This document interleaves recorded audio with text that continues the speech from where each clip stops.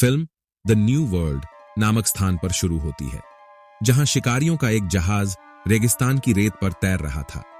वे Diablos नामक रेत में रहने वाले प्राणी को जगा देते हैं। जैसे ही मॉन्स्टर जहाज पर हमला करता है, कई शिकारी मारे जाते हैं। अफरा तफरी में एक अकेला शिकारी जहाज से गिर जाता है और उसका दल उसे पीछे छोड़कर आगे बढ़ जाता है।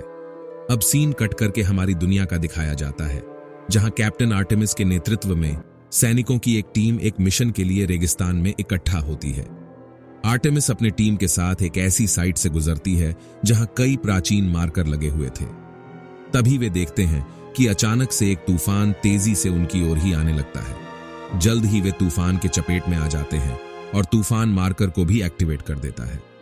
जमीन हिलने लगती है और फटने लगती है, जिससे आर्टेमिस और उसकी टीम एक दरार में गिर जाते हैं। टीम रेगिस्तान में जागती है। उन्हें कोई अंदाजा नहीं है वो कहां है और अचानक से यहां कैसे पहुंच गए।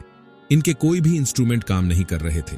कुछ देर बाद ही उन्हें बी टीम के जले हुए अवशेष मिलते हैं, जो मानव निर्मित किसी भी चीज से अधिक शक्तिशाली चीज द्वारा जलाए गए थे।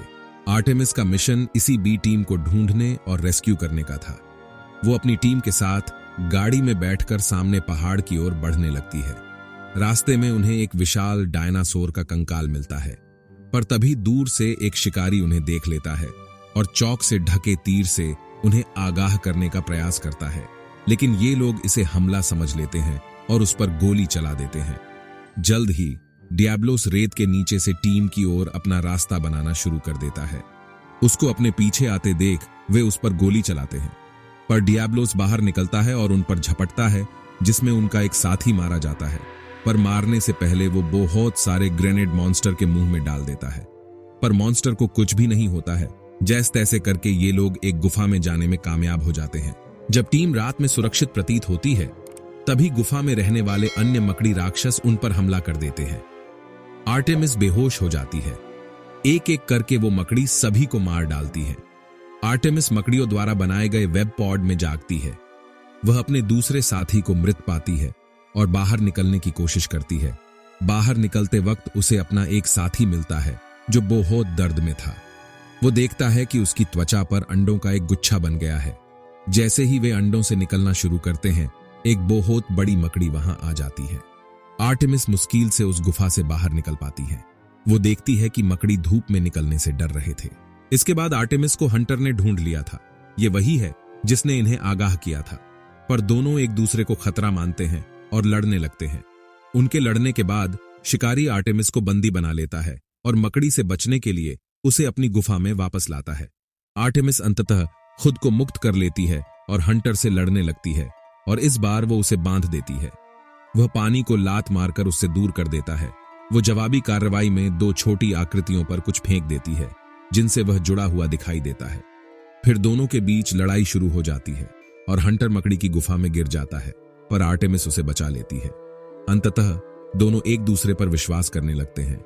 आर्टेमिस हंटर को कुछ चॉकलेट भी देती है जो वह अपने साथ लाई थी। उसे वो बहुत पसंद आती है और बदले में वह उसे पानी देता है। आर्टेमिस ने हंटर को यह स्पष्ट कर दिया कि उसे उस दरार के माध्यम से घर लौटने की जरूरत है जो उसे यहां ले आई है, लेकिन वह डियाब्लोस को पार किए बिना ऐसा नहीं कर सकती। हंटर ने सुझाव दिया कि वे डायब्लोस को जहर देने के लिए मकड़ी के जहर का उपयोग करेंगे। फिर वह आर्टेमिस को अपने हथियार चलाने का तरीका सिखाकर मॉन्स्टर से लड़ने के लिए तैयार होने में मदद करता है। उन्होंने मकड़ी के लिए एक जाल बिछाया और गुफा में वापस जाने से पहले उसका दांत निकाल लिया।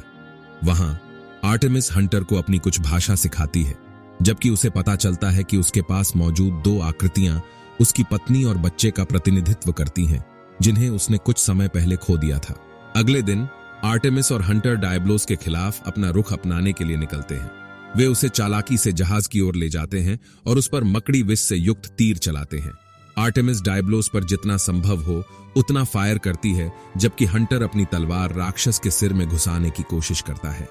डायब्लोस उसे मार गिराता है, लेकिन आर्टेमिस उसके सिर के ऊपर तक पहुंच जाती है और तलवार को उसकी खोपड़ी में गहराई तक घुसा देता है। आखिरकार डायब्लोस मर गया। फिर आर्टेमिस हंटर के पास जाती है, जो जख्मी होकर बेहोश हो गया था। वो तूफानी रात में वहीं टेंट लगाकर उसे फर्स्ट एड देती है। सुबह तूफान रुकने और उसके होश में आने के बाद वे अपनी आगे की यात्रा जारी रखते हैं। काफी दूर चलने के बाद रात बिताने के लिए दोनों एक जगह पर रुकते हैं, पर रात में कई सारे शाकाहारी डायनासोर के बीच में भगदड़ मच जाती है और उसकी चपेट ये दोनों भी आ जाते हैं। पर हंटर के साथ ही यहां पर आते हैं और दोनों को वहां से सही सलामत निकाल लेते हैं। इसके बाद आर्टेमिस खुद को एक पिंजरे में जंजीर से बंधा हुआ पाती है और चालक दल के अन्य सदस्य उसे एक जानवर की तरह देख रहे होते हैं। उनके पास एक ह्यूमनॉइड बिल्ली भी है जो उनका शेफ है। एडमिरल ने आर्टेमिस को मुक्त कर दिया और बताया कि वह सिर्फ अपनी दुनिया की रक्षा कर रहा है और जानता है कि आर्टेमिस जैसे अन्य लोग इस दुनिया में आ गए हैं। उनका मानना है कि दुनिया के बीच का प्रवेश द्वार हमारी दुनिया के प्रभाव के परिणाम स्वरूप इस दुनिया में तबाही का कारण बनेगा। वह आर्टेमिस को रैथलोस के बारे में बताता है और कहता है कि यह बेहद खतरनाक है, लेकिन आग उगलने से पहले यह सबसे कमजोर है। वे आर्टेमिस को घर पहुंचाने के लिए जानवर के खिलाफ हमला शुरू करने की योजना बनाते हैं। आर्टेमिस एडमिरल और उसके दल के साथ जाती है क्योंकि वे उस द्वार को हमेशा के लिए बंद करना चाहते थे, जिससे कि लोग इस दुनिया से उस दुनिया में आना जाना न कर सके। रैथलोस उन पर हमला कर देता है। जैसे ही वे जवाबी कार्रवाई करते हैं, आर्टेमिस स्काई टावर से एक खाई में गिर जाती है जो उसे अपनी दुनिया में वापस भेज देता है। वह अन्य सैनिकों द्वारा ढूंढ ली जाती है, लेकिन जल्द ही वो देखती है कि रैथलोस भी वहां पर आ गया है। वो एक एक करके सभी सैनिकों को तबाह कर देता है, लेकिन आर्टेमिस एक क्रॉसबो और एक विस्फोटक हासिल करने में सफल हो जाता है। मॉन्स्टर के आग छोड़ने से ठीक पहले वह उसके मुंह पर ग्रेनेड मारती है, जिससे उसके भीतर एक बड़ा विस्फोट होता है। लेकिन यह उसे मारने के लिए पर्याप्त नहीं था और वह फिर से आर्टेमिस के लिए जाने का प्रयास करता है, पर तक हंटर उस पर विस्फोटक तीर चलाकर हमला करता है। अंततः रैथलोस मारा जाता है। एडमिरल आर्टेमिस को यह बताने के लिए आता है कि एक और राक्षस एक और हमले की तैयारी के लिए आ रहा है। आर्टेमिस ने उनके साथ लड़ाई जारी रखने का फैसला किया और उनके साथ फिर से उसी दुनिया में वापस चली गई और उन्होंने एक और जवाबी हमला शुरू कर दिया। मूवी यहीं पर खत्म हो जाती है। ये वीडियो आपको कैसी लगी और इसमें क्या कमी है, कमेंट करके हमें जरूर बताएं। वीडियो आपको अच्छी लगी हो तो चैनल को सब्सक्राइब करके बेल आइकन जरूर दबाएं। देखने के लिए आपका धन्यवाद। मैं मिलता हूं आपसे अगले वीडियो में, तब तक के लिए बाय, टेक केयर।